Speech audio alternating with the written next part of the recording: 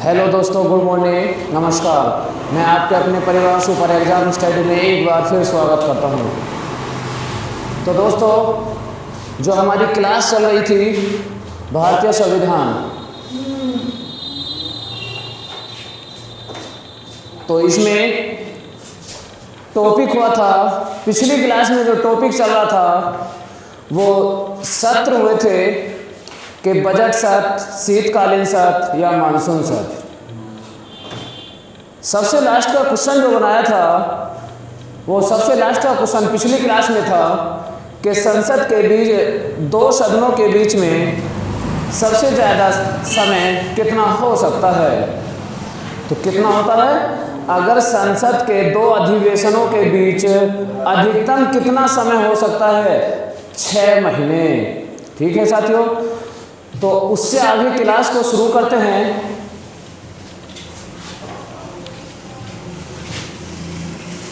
एक होता है स्थगन। स्थगन क्या होता है? स्थगन उसको बोलते हैं जैसे भी कोई भी सत्र चलता है, जैसे कि हम एग्जाम्पल के तौर पर मानते हैं कि बजट सत्र, कौन सा बजट सत्र,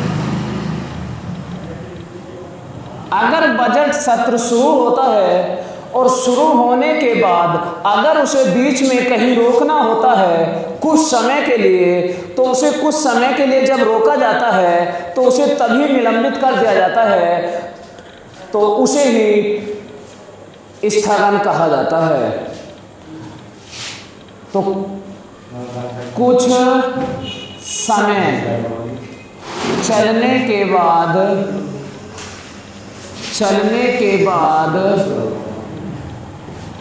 बीच में कुछ समय के लिए रोक देना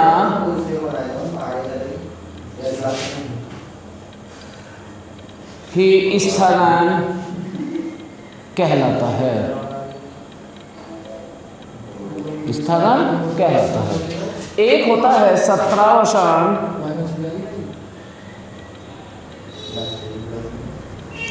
ये सत्रावसान क्या होता है? जब कोई भी सत्र शुरू होता है और शुरू किया जाता है, तो जब ये सत्र शुरू होने के बाद इसका पूरा समय हो जाता है और जब सत्र के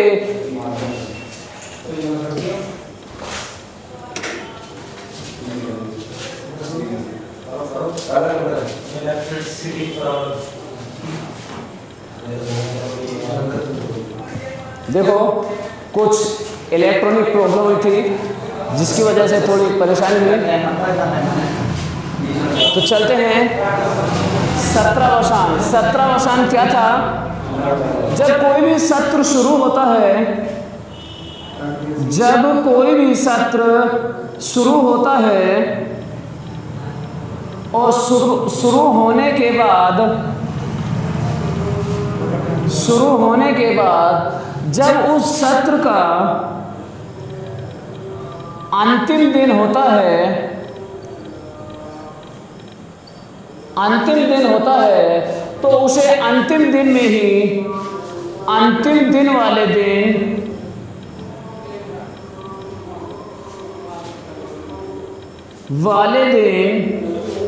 उसे आगे के लिए या अगले सत्रावसान के लिए राष्ट्रपति द्वारा उसे सत्रावसान कर देता है।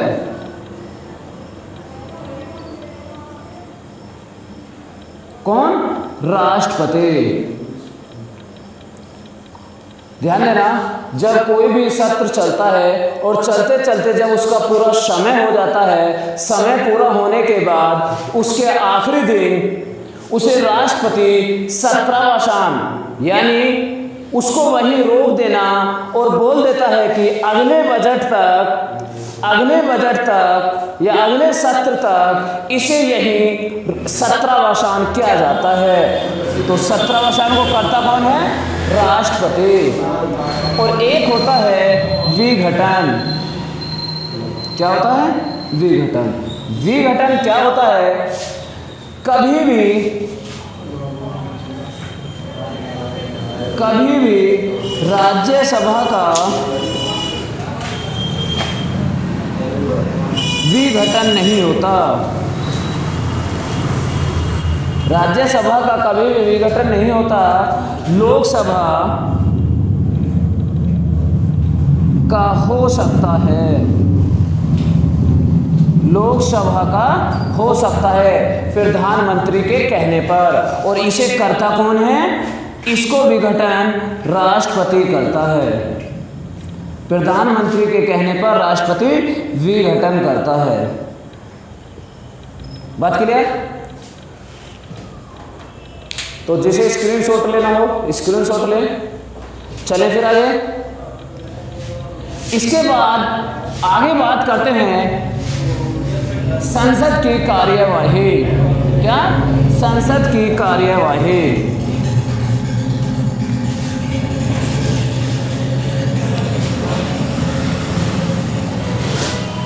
संसद की कार्यवाही। संसद की कार्यवाही में क्या होता है? तो सबसे पहला एक होता है प्रश्नकाल। प्रश्नकाल। दूसरा होता है शून्यकाल। क्या? शून्यकाल। प्रश्नकाल जो होता है ये होता है 11 बजे से लेकर यानी 11 AM से लेकर 12 PM तक। और शून्यकाल जो होता है ये होता है 12 PM से लेकर 1 PM तक। बात क्लियर? 12 बजे से लेकर 1 बजे तक और प्रश्नकाल होता है 11 बजे से 12 बजे तक। अब ध्यान देना प्रश्नकाल में होता क्या है? प्रश्नकाल में जो होता है इसमें प्रश्न पूछे जाते हैं और एक होता है तारांकित प्रश्न और दूसरा होता है अतारांकित प्रश्न। क्या? अतारांकित प्रश्न।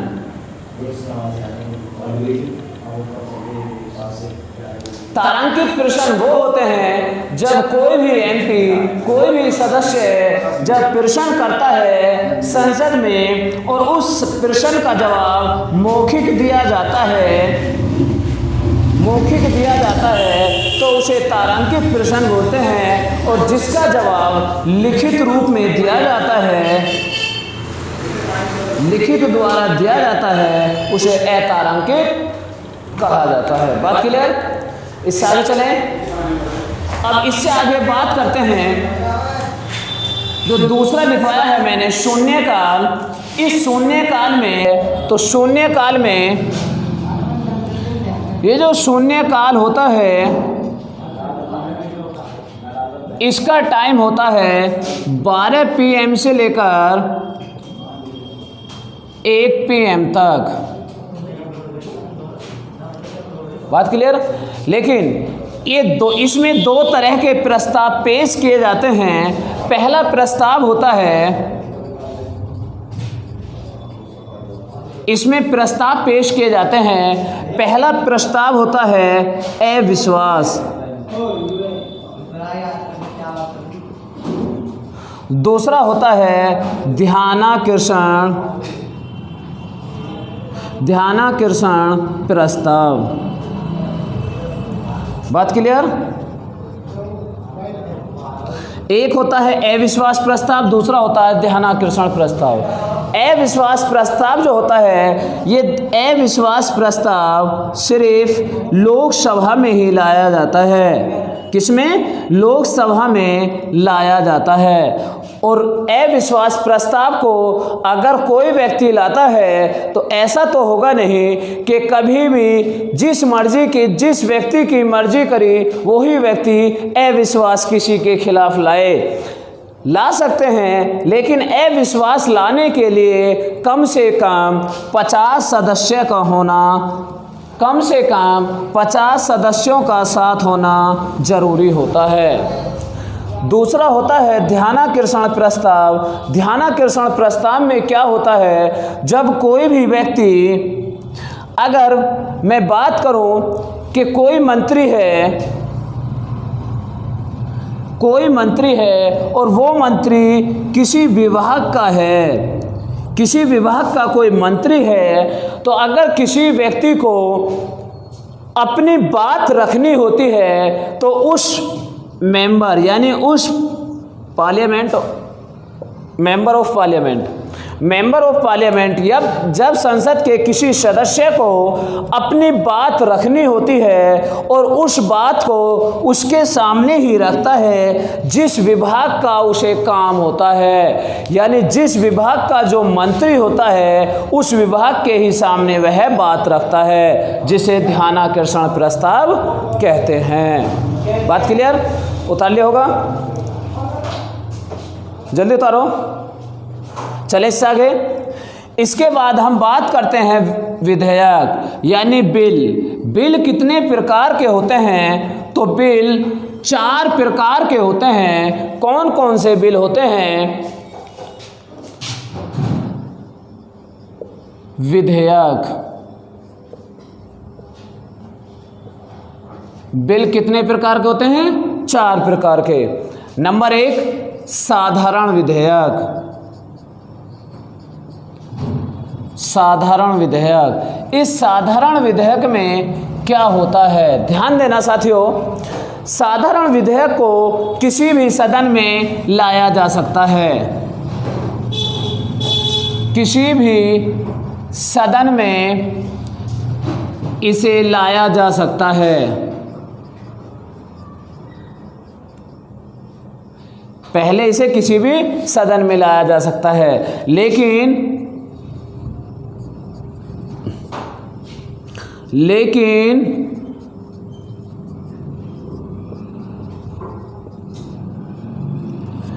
इसे लोकसभा से भी पास कराना होता है, राज्यसभा से, और बाद में राष्ट्रपति के हस्ताक्षर भी कराने जरूरी होते हैं। चाहे पहले लोकसभा में आए या राज्यसभा में, लेकिन पास कराना होता है दोनों से, और बाद में साइन होने जरूरी होते हैं राष्ट्रपति के। इसके बाद होता है दूसरा विधेयक होता है जिसे बोलते हैं धन विधेयक। क्या? धन विधेयक। धन विधेयक कैसा होता है? सबसे इसकी खास बात होती है कि धन विधेयक को इसे पहले लोकसभा में लाया जाता है, इसे पहले लोकसभा में लाया जाता है।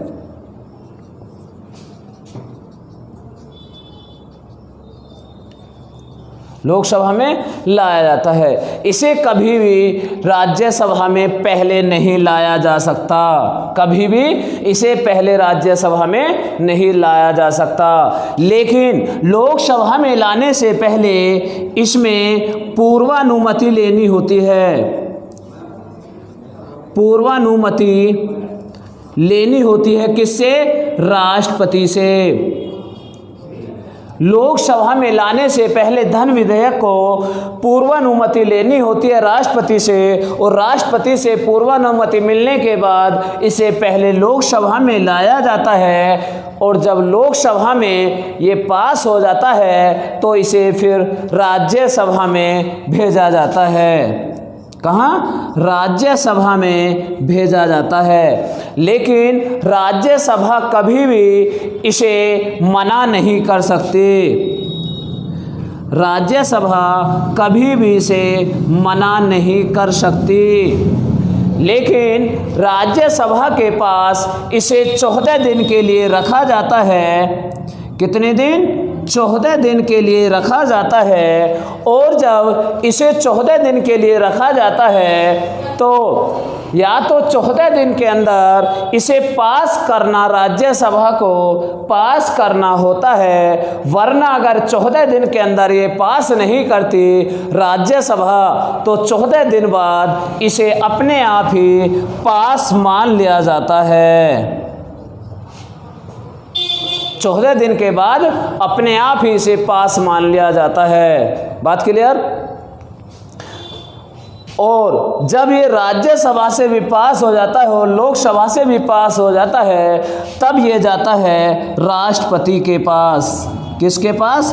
राष्ट्रपति के पास। और राष्ट्रपति को इस पर हस्ताक्षर करने होते हैं। क्या? हस्ताक्षर करने होते हैं, क्योंकि ये विधेयक एक ऐसा विधेयक है जिस पर राष्ट्रपति को कोई शक्ति नहीं होती। इस विधेयक के लिए राष्ट्रपति के पास कोई भी शक्ति या वीटो नहीं होती। कोई भी शक्ति या वीटो नहीं होती। इस पर राष्ट्रपति को साइन ही करने होते हैं। समझ में आया होगा? नोट कर लिया होगा? चलें फिर इससे आगे। तीसरे नंबर का विधेयक होता है वित्त विधेयक। कौन सा? वित्त विधेयक। तो साथियों, वीडियो कैसी लग रही है? अगर वीडियो अच्छी लगे तो लाइक करें और वीडियो को ज़्यादा से ज़्यादा शेयर करें, क्योंकि साथियों अगर आपका प्यार बढ़ता रहे, आपका प्यार मिलता रहे, तो उसी तरीके से मेहनत भी उसी तरीके से होती रहेंगी। बाकी आप भरोसा कीजिए कि बिल्कुल उस तरीके से मेहनत कराई जा रही है, चाहे एग्ज़ाम किसी भी लेवल का हो, क्वेश्चन छूट नहीं पाएगा। ठीक है। अब बात करें तीसरा विधेयक जो होता है वो होता है वित्त विधेयक।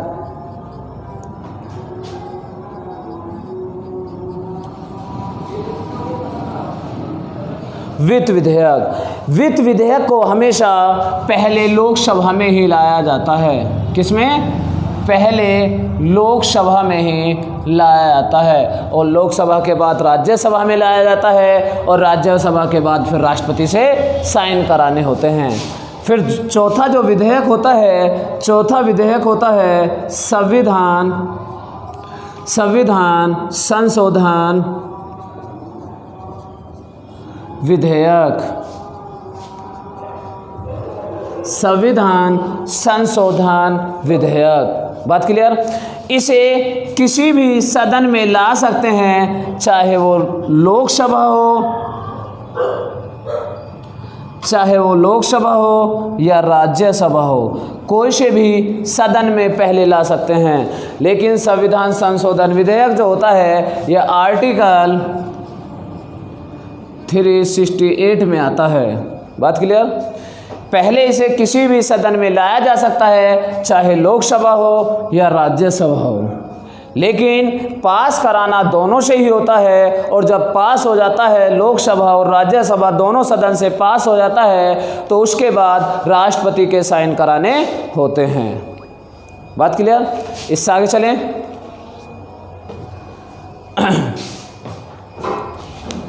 नोट कर लिया होगा?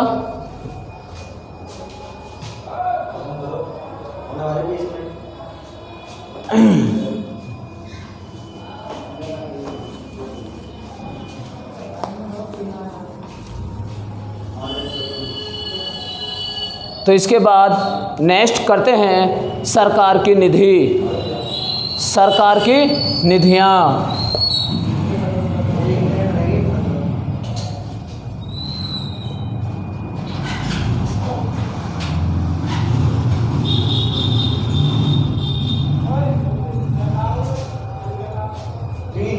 तो सरकार की जो निधि होती हैं वो 3 तरह की निधि होती हैं। सबसे पहली होती है संचित निधि। संचित निधि। और दूसरी जो होती है वो होती है आकस्मिक निधि।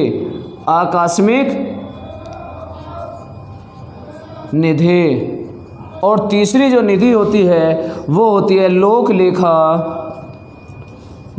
लेखा निधि। तो साथियों तीनों को हम फिर अगली क्लास में समझाते हैं कि संचित निधि कौन सी होती है, आकस्मिक निधि कौन सी होती है और लोक लेखन निधि कौन सी होती है। ठीक है साथियों, फिर मिलते हैं अगली क्लास में। तो जो हमारे साथ नए साथी जुड़े हुए हों और जिन्होंने इस चैनल को अभी तक सब्सक्राइब नहीं किया हो, वो साथी चैनल को सब्सक्राइब कर लें और बेल आइकन की बटन को ऑन कर लें ताकि हमारी हर वीडियो का नोटिफिकेशन आपको समय समय पर मिलता रहे। ठीक है साथियों, तो फिर मिलते हैं अगली क्लास में। तब तक के लिए जय हिंद, जय भारत।